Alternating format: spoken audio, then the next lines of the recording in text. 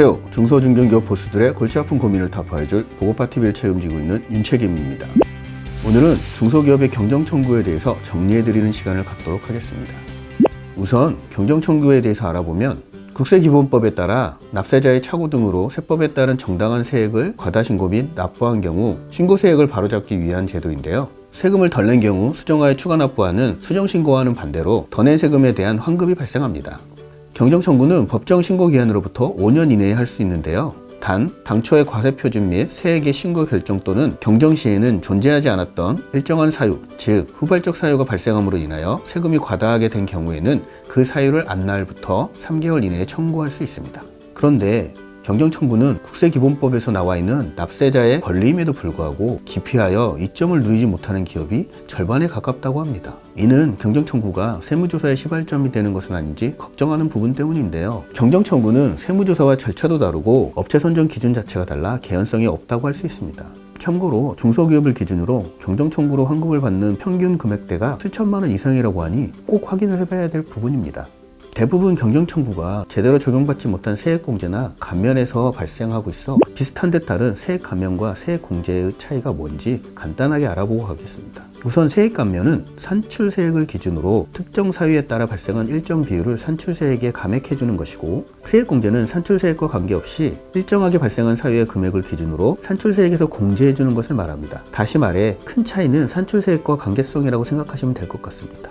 가장 대표적인 세액감면으로는 중소기업 특별세액감면, 창업 중소기업 세액감면, 그리고 세액공제로는 고용중대 세액공제, 중소기업 사회보험료 세액공제, 성과공유 중소기업에 대한 세액공제, 고용유지 중소기업 등에 대한 세액공제가 있습니다. 그럼 경정청구가 발생하는 사유에 대해서 알아보겠는데요. 먼저 법정 신고 기한으로부터 5년 이내에 할 수 있는 일반적인 사유에 대해서 알아보면 과세표준 신고를 함에 있어 착오 등으로 과세표준 및 세액을 과다하게 신고하거나 결성금액 또는 환급세액을 과소신고한 경우인데요.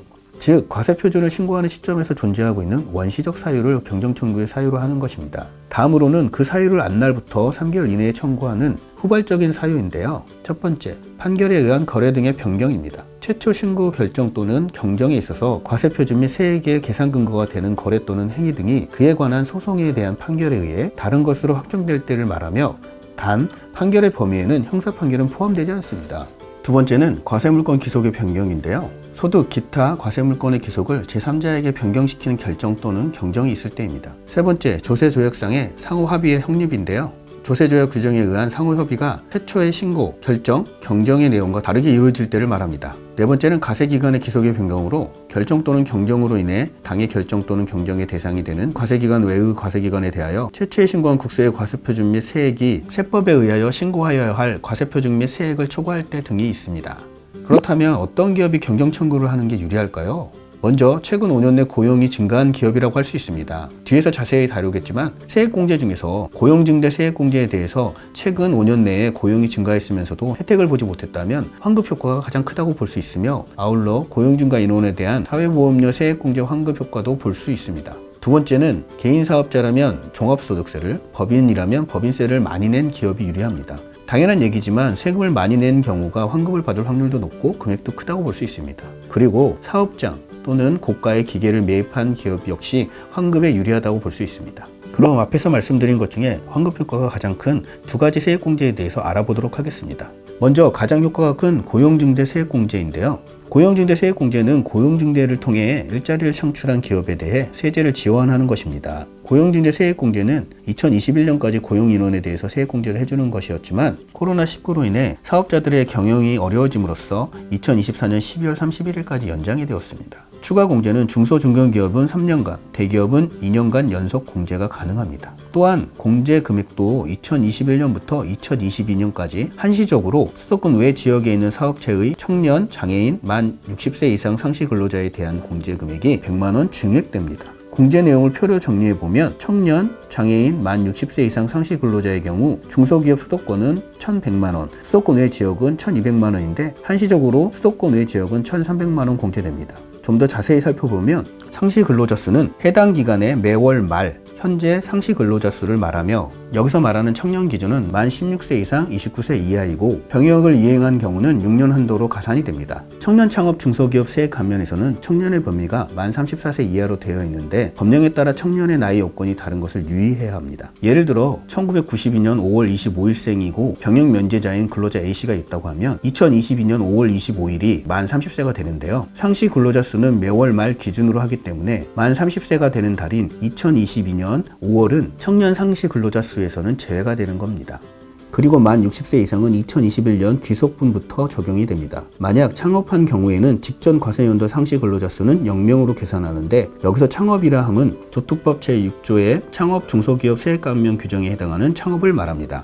그리고 2020년은 코로나19 사태로 인해 상시 근로자 수가 감소한 기업이 많을 것을 감안하여 2020년 인원 감소 시 2021년으로 2월 해주는데요. 이 규정은 추가 납부하는 사후관리에서만 적용이 되며 2021년 단기 공제에는 영향을 미치지 않습니다. 여기서 또 한 가지 팁을 드리면 직원의 인원수 파악의 경우 보통 월말 시점을 기준으로 재직자를 계산하기 때문에 월 평균 인원을 늘리기 위한 유리한 채용 시점은 예를 들어 7월 1일 채용하면 7월부터 12월까지 6개월만 포함되지만 6월 30일 채용한다면 6월부터 7개월이 계산될 테니까 훨씬 유리하겠죠. 다음은 추가 공제 부분을 표로 간단하게 설명드리겠습니다. 표를 보면 아시겠지만 기본적으로 상시 근로자가 증가하거나 유지가 돼야만 청년 등 상시 근로자가 공제를 받을 수 있다는 것을 알 수 있습니다. 단 처음 받는 1차 공제는 상시 근로자 수가 증가한 경우에만 공제가 가능하며 추가 공제부터는 유지한 경우에도 공제가 가능합니다. 그럼 모든 업종과 근로자를 대상으로 고용증대 세액 공제를 해주냐면 그렇진 않습니다. 먼저 제외업종은 호텔업 및 여관업, 주점업, 그리고 그 밖의 오락유흥 등을 목적으로 하는 사업으로서 기획재정부령으로 정한 사업이며 제외되는 근로자는 근로계약 기간이 1년 미만인 근로자, 근로기준법에 따른 단시간 근로자, 임원, 최대주주 또는 최대 출자자와 그의 배우자, 직계 존비속 및 친족, 그리고 근로소득 원천징수부에 의하여 근로소득세, 국민연금, 건강보험 납부 사실이 확인되지 않는 자입니다. 또한 사후관리가 필요한데요. 최초로 공제받은 과세연도 종료 후